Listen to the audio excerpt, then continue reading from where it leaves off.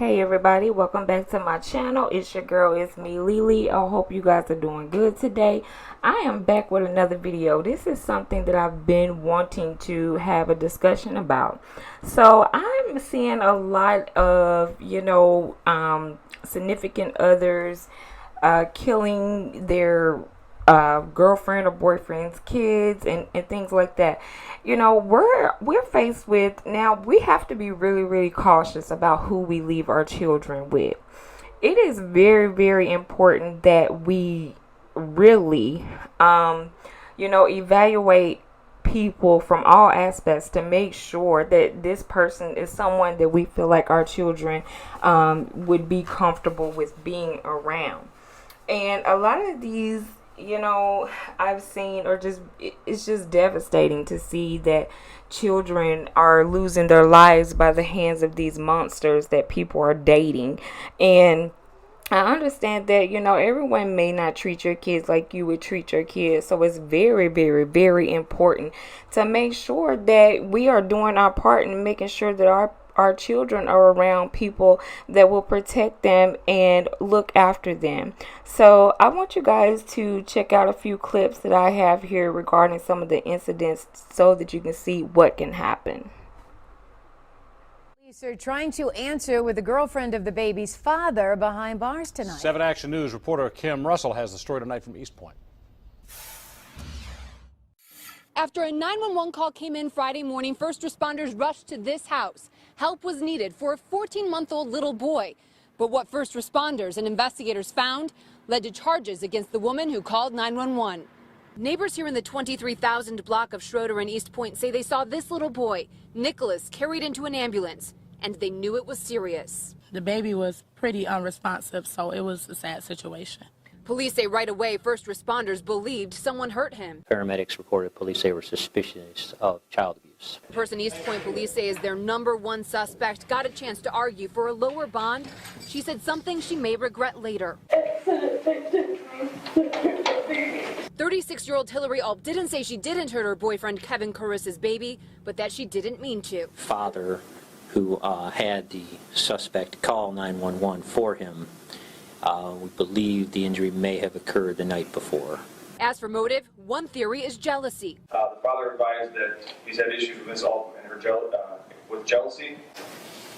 I just want to become my son. I understand that. As Ulp argued in court that she needed to get out of jail to see her own child, the judge set her bond at $500,000 cash. See, y'all, rest in peace to that sweet baby. This is what I'm talking about. Getting into these relationships where you're dating these people and you don't know anything about them. Moving them into your private space, your intimate space where your child lays down at night, and bonding with this person that you think that's your significant other, someone you can trust, someone that you want to build a family with and have children with when this happens. So, we definitely have to start paying attention to the people that we're around. And the signs are there, people. The signs are there. We have to stand up and be more protective about who we leave our children with. It is just sad that there's so many stories out here of children being killed by a mother or a father, significant other, someone in the home that's supposed to be protecting the babies.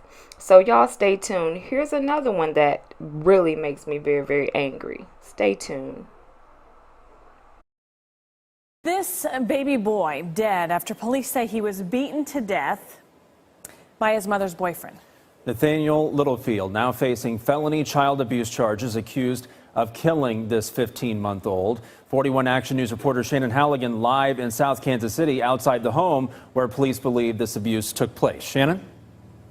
Yeah, investigators say Nathaniel Littlefield lived at this home behind me, and his girlfriend and young 2 sons moved in just a few months ago. And neighbors tell me they would often hear a man yelling inside the home. Gary Bruner would often see the 15-month-old boy peering out at him from the neighbor's upstairs window. They were just like so happy all the time up in that window and stuff, unless anybody saw them, and then they would be like jerked out of the window and the window closed. The boy's mother moved in with her boyfriend, Nathaniel Littlefield, in February. According to court documents, the boy's mother left for work Sunday afternoon from the home near 58th and Michigan. She told police that when she returned late Sunday night, she found the boy unresponsive. You never know what goes on behind closed doors. A lot of people's houses. Vito Pace lives across the street but says he didn't notice anything before. Bruner says he often heard screaming from inside the home. He would always smile and be real nice and everything, but as soon as he would go through the back door, he would just turn into a crazy person. You could hear him yelling and screaming, and I asked him one time if he had a baby, you know. Prosecutors say Littlefield admitted to striking the child in the face and the back of the head, but only to wake him up. The boy later died at the hospital from severe head injuries and a lacerated liver. Bruner said he now wishes he could have done something to prevent it. I don't know, I'm probably going to go inside and cry, to be honest with you. See, this is what I'm talking about. This right here. You take your baby, you move in with this guy that you probably barely even knew, and you trusted him to stay with your baby. You trusted your baby to be here with this man, and this happened. And I'm not going to just say anything. I don't want it to necessarily seem like it's the mother's fault, but we have to be more aware. And, you know, for the neighbors to even say, yes, they hear a lot of fighting, they hear this and that, there's always signs to an abusive person because they can't hide for long. That's who they are. They eventually show themselves to you, and you see them for who they really are. And at that point, you need to find a way out, or things like this could happen. You know, if they treat you like that, what makes you think they're going to treat your baby any other way? And it's sad that it was evident that he was abusive, and this had to happen to that baby. So I want to say rest in peace to that sweet angel. Rest in peace. All right, y'all. Here's another one that I also looked at. So stay tuned. Let me know. Hold on. New details emerging tonight about the death of this 10-month-old little baby right here and the abuse of her 3-year-old brother. We told you just last hour authorities have charged Eric Neri with her death. Well, all new at 6 now. ABC Action News reporter Lauren Rosella has more on his fate and the next step for her grieving family. Tuesday, Bradenton police came here to Manatee Memorial Hospital with reports of a dead 10-month-old baby girl, and they say that Eric Neri was the last person to care for her. Are you Mr. Neri? Yes, sir. Eric Neri is charged with the murder of 10-month-old Taria White. Investigators also say her 3-year-old brother was seriously hurt while Neri was babysitting both of his girlfriend's kids. His booking photo, he's smiling. He's got a little smirk on his face. For Lieutenant James Racky, Tells me he doesn't care. investigators say this little girl suffered horrible pain. Her autopsy showed several lines of skull fractures and bruises. Up the back, on top, across the side. Detectives say the baby got hurt and got taken to the hospital, but that Neri took off with the little boy. A relative eventually found the 3-year-old and saw that he too was badly hurt and rushed him to the hospital. Neri then disappeared. Investigators issued a warrant for his arrest, but then late Wednesday, he turned himself in. He knew he couldn't run, he couldn't hide. Detectives say Neri couldn't get his story straight and blamed the kid's injuries on everyone from the kid's mother to an accidental fall in the kitchen. But investigators say this was no accident, and this image stays with them. You're getting arrested for a second-degree homicide, and you're going to smirk at the camera? Neri is being held in jail without bond. Thank you, Mr. Neri. As the kid's grieving family prays for the little boy's recovery while preparing to bury Taria. You have to be a very, very evil person to do what this person did to this baby girl. I mean, severely beat her to her death. It's just devastating. And the other baby was getting beat too. Luckily, he survived. But I know he's going to definitely need someone to talk to deal with the pain from knowing what happened. We have to do better. We have to do better about who we trust around our children, period. And here's one, the next story that you guys may have heard about. It was pretty recent. It really, really broke my heart. So please, watch this one. Stay tuned. Joe. Yeah, that's right. I talked to the couple today. Now, the mother flat out said some of what she's saying may certainly sound confusing to people, but she says someone took her son. She is struggling with a little boy who hasn't come home and wants the public to help find him. It has been 2.5 days since anyone has heard anything about 2-year-old Amari Nicholson. Panic mode, freaking out, crying, screaming, just my baby's gone.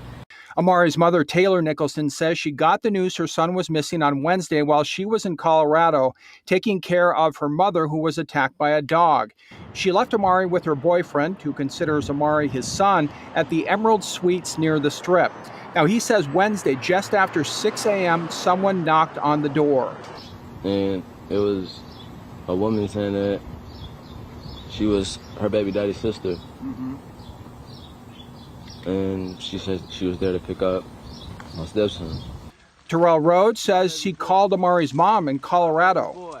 I turned around to call her to tell her if this is are this true, was this really prearranged? And as I'm doing that, she says she don't need anything for my stepson. They got everything they need for him, and basically just took off. Nicholson says she missed Rhodes' call. No, I was still asleep, so my phone, I didn't hear the first few calls until it was already too late. Now, this is where things get a little confusing.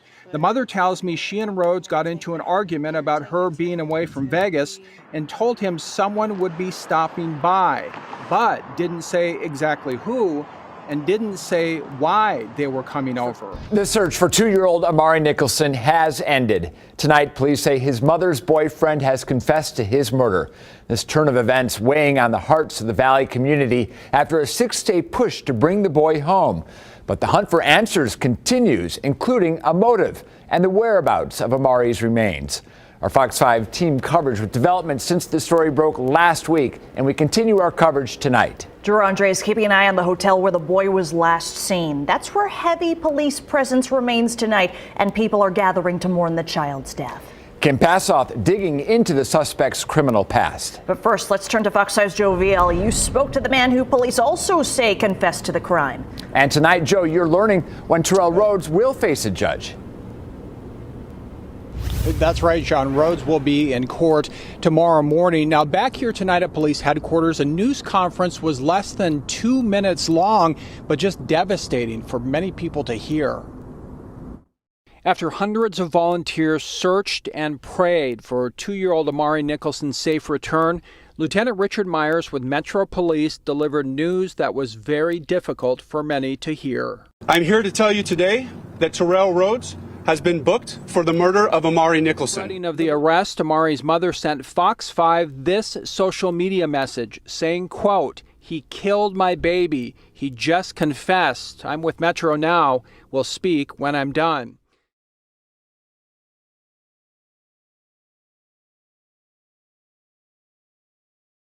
Investigation, it became clear that the circumstances were suspicious. So you see, again, I feel like there's no way that you couldn't see that you shouldn't have left your baby with this monster.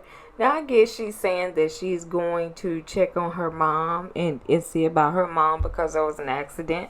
Okay, but why you didn't take your 2-year-old baby with you? You just left him with your boyfriend, and then he beats him and then throws him away. Now, you have to know in your gut if somebody is good enough for you to leave your children. So are we at that point where we just absolutely don't care? Or we just, oh, okay, freedom, I need some time away from my kids, they can just go stay with anybody. Is that where we are? And then for him to stand here in front of the camera as they ask questions and act as if he's helping look for this baby that he know he had already murdered. To stand up here to the world and act like you the story didn't even make sense. The story did not make sense at all. And you're saying, I want my stepson back. I really hope that you get what you deserve. And people, we got to stand up and make sure we're doing our part for the children and stop trusting everybody to be around our children and to keep our children while we go do things. That's not how that works. So again, I want to say rest in peace to these sweet babies, and I hope they all get the justice they deserve. My condolences to all of the families and everyone. I send love and light to them, because I know it's hard every day knowing that someone that you were in the house with did this to your child. So I want you guys to let me know what you think about this. Like, how long should you really wait before you allow people to be around your children? I mean, period. Like, really, like that's such a big question. So you guys let me know, and be sure to like and comment below, and let me know what you guys think about this situation and ways that things need to be more improved on when it comes to putting these children in situations where they're not protected and loved. So I hope you guys have a blessed night. Peace and love. Be sure to hit that subscribe button, like and comment. See you on the next video.